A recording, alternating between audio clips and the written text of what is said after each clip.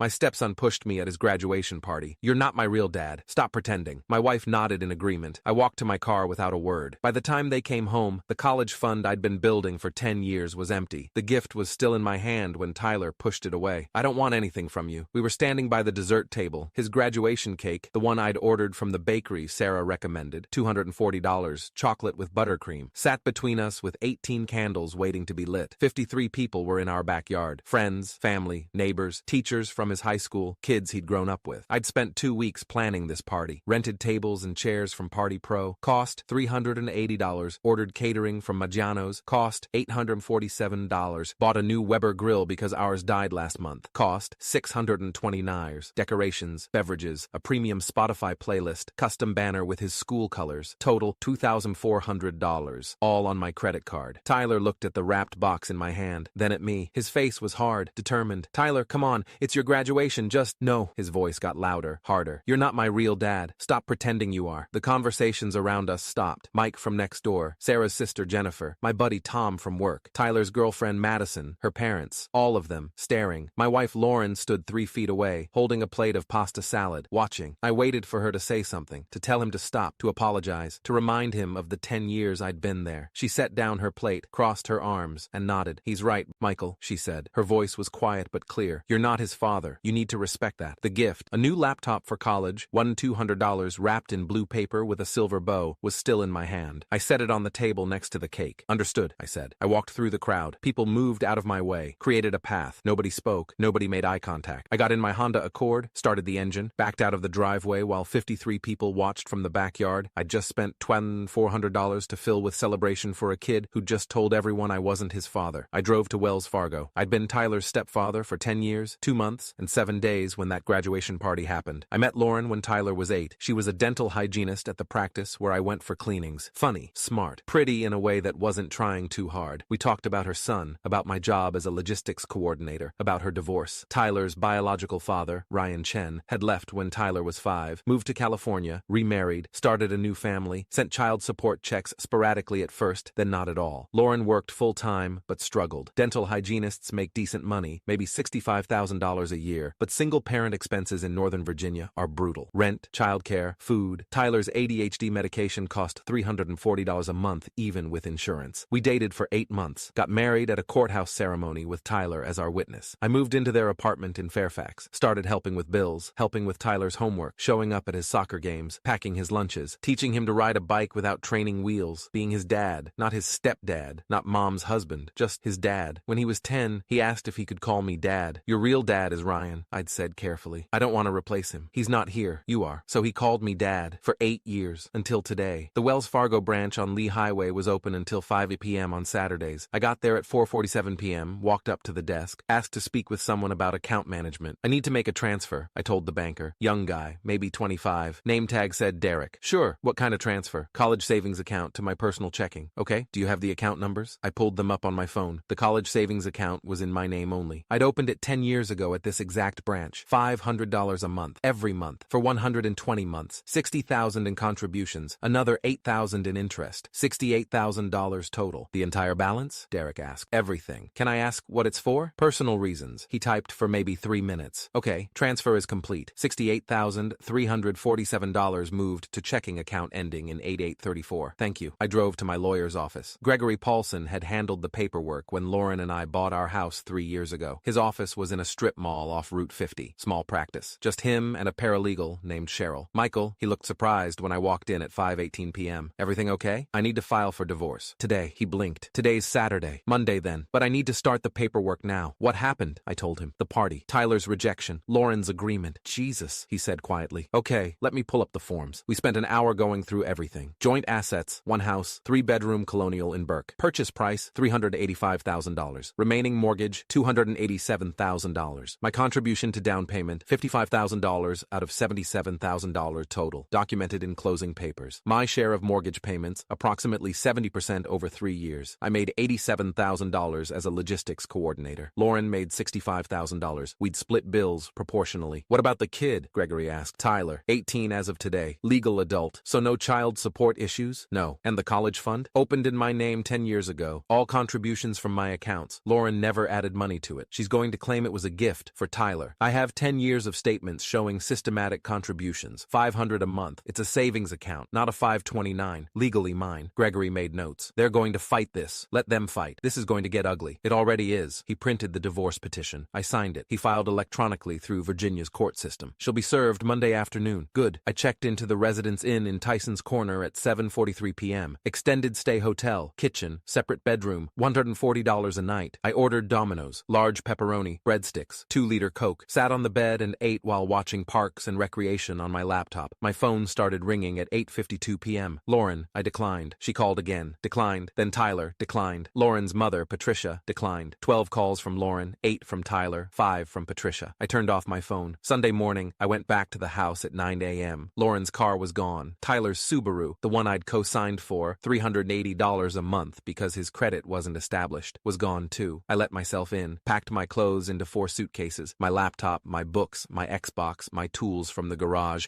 everything that was mine. The laptop I'd bought Tyler was still on the kitchen counter, blue wrapping paper, silver bow. I left it there, unplugged, locked the door behind me, drove back to the Residence Inn, turned on my phone at 11:27 a.m., 64 missed calls, 27 voicemails. I listened to 3. Lauren. Michael, what the hell did you do? I just checked the college account online. It's empty. Where's the money? Tyler starts at Virginia Tech in August. Call me back right now. Tyler. You can't do this. That money is mine. My mom said you were saving it for me. This is theft. Patricia. How dare you steal from that boy after everything Lauren did for you? I'm calling a lawyer. I deleted all 27 without listening to the rest. Gregory called at 2:14 p.m. Your wife just called, screaming. Apparently she found out about the college fund. That was fast. She wants to negotiate settlement. No settlement. I want what I paid for. Meaning, the house gets sold. I contributed 71% of the down payment and 70% of the mortgage. I want 70% of proceeds after the mortgage is paid off. She's claiming the college fund was a gift to Tyler. It was in my name. I opened it. I funded it. She never contributed a penny. I have 10 years of bank statements proving every deposit came from my accounts. She's going to argue you verbally promised it to him. I promised a lot of things to people who made me feel like family. They made it very clear at his graduation party that I'm not family, so those promises are void. Michael, I'm not giving him $1. Gregory was quiet for a moment. You're sure about this? Completely. Okay, I'll draft a response. No settlement. Asset division based on documented contributions. College fund stays with you as separate property. Thank you. Lauren showed up at the Residence Inn on Monday at 4:37 p.m. Front desk called my room. Mr. Morrison, there's a woman here asking for you. Says she's your wife. Tell her I have nothing to say. She's pretty upset. Tell her to contact my lawyer. Lauren called my cell 30 seconds later. I answered. How could you? She screamed. Tyler's college starts in 3 months. He has nowhere else to get that money. That's not my problem. You raised him for 10 years, and at his graduation party in front of 53 people, he told me I'm not his real dad. You nodded and agreed. So I'm not his real dad, which means I don't owe him a college fund. He was just upset. He was honest, and so were you. You both made it very clear I'm not family. We didn't mean, yes you did. You meant every word. Tyler didn't want my gift. You agreed I'm not his father. Now you're upset because you're realizing what I was contributing. This isn't about us. It's exactly about us. About 10 years of me showing up,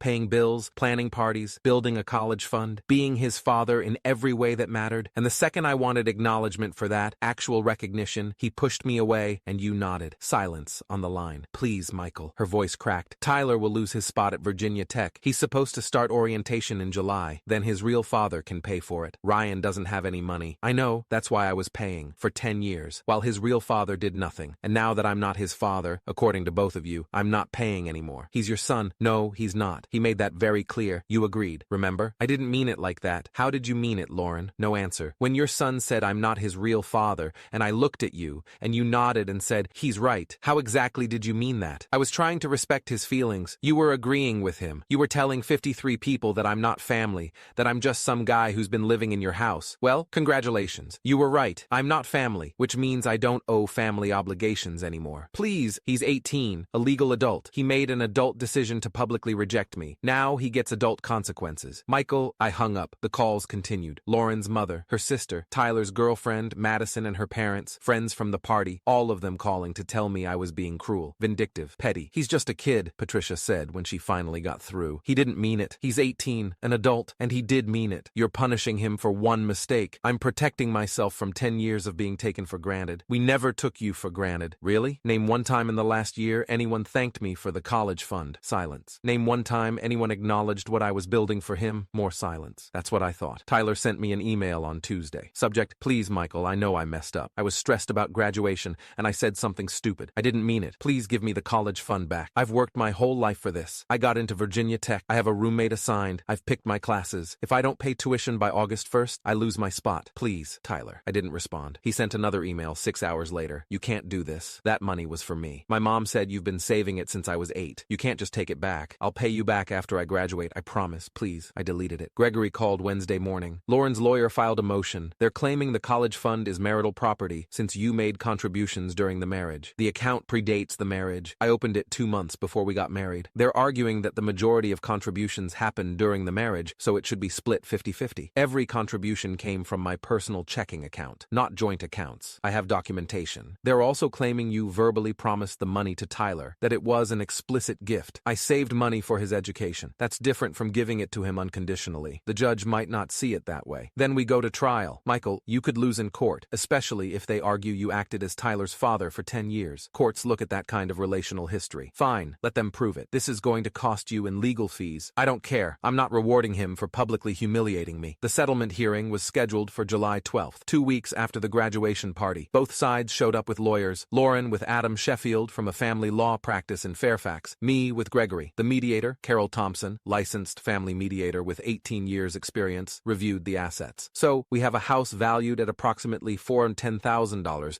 with a mortgage of $287,000, net equity of $123,000. Mr. Morrison claims he contributed 71% of the down payment and 70% of monthly mortgage payments. Is that documented? Yes, Gregory said. He slid over closing documents and 3 years of bank statements showing mortgage payments from my account. And there's a college savings account, $68,347. Mr. Morrison claims this is separate property. Correct. The account was opened in his name only, before the marriage, and funded entirely from his personal accounts. Adam Sheffield spoke up. Our position is that the account was explicitly created for Tyler Chen, Mrs. Morrison's son. Mr. Morrison acted as Tyler's father for 10 years. The account is a gift. A gift would require transfer of ownership, Gregory countered. The account remained in Mr. Morrison's name. He retained control. It's separate property. Carol made notes. Did you ever tell Tyler or Mrs. Morrison that this money was for Tyler's college? I told them I was saving for his education, I said. That's not the same as an irrevocable gift. But you did intend for him to use it? When I made those contributions, yes, that was my intent. And what changed? He told me I'm not his father. His mother agreed, in front of 53 witnesses, at a party I paid for. Carol looked at Lauren. Mrs. Morrison, is this accurate? Lauren's face was red. He's taking it out of context. Is it accurate that your son told Mr. Morrison he wasn't his real father and you agreed? Yes, but, and this happened at the graduation party? Yes, Carol made more notes. Mr. Morrison, what's your position on asset division? I want the house sold. I contributed 71% of the down payment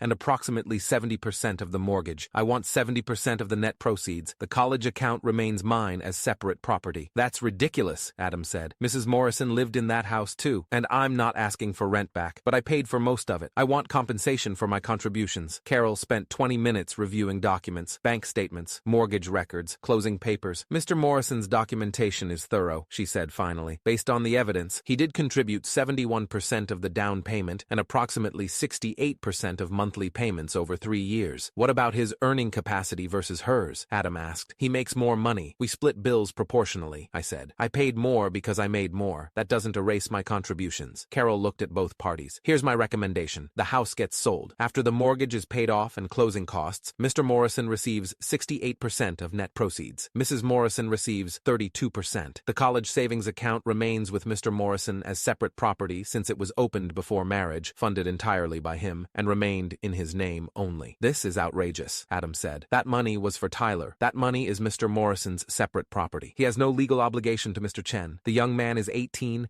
and not his biological or adopted child. Lauren started crying. Please, Tyler needs that money. He'll lose his spot at Virginia Tech. That's unfortunate, Carol said, but it's not relevant to the legal division of assets. The divorce was finalized on August 23rd. The house sold for $412,000. After mortgage payoff and closing costs, net proceeds were $117,000. I received $79,560. Lauren received $37,440. The college savings account remained in my name. Tyler never started at Virginia Tech. He'd missed the tuition deadline, lost his spot, forfeited his housing deposit. He enrolled at Northern Virginia Community College instead, living at home with Lauren in a 2-bedroom apartment she rented in Annandale. I heard about all this through mutual friends, Tom from work, Mike from next door, Jennifer, Lauren's sister, who apparently felt guilty about what happened. Tyler's devastated, Jennifer told me when she called in September. September. He had his whole life planned out. Virginia Tech, engineering degree. Now he's at community college. That's unfortunate. Michael, he was just a kid. He made a mistake. He's an adult. He made a choice. Can't you forgive him? I did forgive him. I'm just not funding him anymore. That's not forgiveness. Yes, it is. Forgiveness means letting go of anger. I'm not angry. I'm just no longer invested in people who made it clear I'm not family. 6 months after the divorce, I got an email from Tyler. Subject: I'm sorry, Michael. I know you probably don't want to hear from me, but I need to say this. I'm sorry for what I said at graduation, for pushing you away, for not appreciating everything you did for me. I didn't understand what you were doing. I took you for granted. I thought you'd always be there no matter what I said. I was wrong. I'm at community college now, working part-time at Target to help pay for it. It's hard, really hard, and every day I think about how I threw away my Virginia Tech spot because I was an idiot for 30 seconds. I'm not asking for the money back. I know I don't deserve it. I just wanted you to know that I understand now what you were doing, what you gave up for me. I'm sorry I never said thank you. Tyler. I read it 3 times, sat with it for a week, then responded. Tyler, thank you for the apology. I accept it. You're right that you took me for granted, but you're also 18. Most 18-year-olds don't fully appreciate what adults sacrifice for them. That's normal. What hurt wasn't that you didn't appreciate the college fund. It's that when I showed up with a gift, you rejected me publicly, and your mother agreed. That moment showed me I wasn't family. I was a provider, useful when paying bills, dispensable when you didn't need anything. I forgive you, but I'm not your father anymore. Not because I'm angry, but because you made it clear that's not what you wanted. I hope community college goes well. I hope you figure out your path, and I hope you learn to appreciate the people who show up for you before you push them away. Michael. He never responded. A year after the divorce, I got engaged. Her name was Diana, project manager at a tech company. No kids, never married, smart, independent, didn't need me to save her. We met through a hiking group, started dating 3 months after the divorce finalized, took things slow. When I told her about Tyler and the college fund, she listened without judgment. Do you regret it? She asked. No, really. I regret that it came to that, but I don't regret protecting myself. He was 18, just a kid, old enough to join the military, old enough to vote, old enough to sign contracts, old enough to understand that words have consequences. She thought about it. What would you have done if he'd apologized that day? At the party? I don't know. Probably would have given him the laptop. Probably would have continued with the college fund. So it wasn't about the money. It was never about the money. It was about being told, in front of 53 people, that I wasn't family, and having his mother nod in agreement. That's fair. You think so? Yeah. Actions have consequences. He learned that the hard way. 2 years after the divorce, I ran into Lauren at Target. She was in the checkout line. I was walking in. We made eye contact. She looked older, tired, hair grayer, lines around her eyes. Michael, she said. Lauren, awkward silence. How are you? She asked. Good. You? Managing. More silence. Tyler's doing better, she said. He'll graduate from Nova next spring, then transfer to George Mason. That's good. He talks about you sometimes, about what he lost. The college fund? The relationship. I didn't respond. He made a mistake, she said quietly. We both did. I know. Can you ever forgive us? I already did. Then why? Forgiveness doesn't mean going back. It means letting go and moving forward. Her eyes filled with tears. I miss you. I don't miss who I was with you. What does that mean? It means I spent 10 years being useful,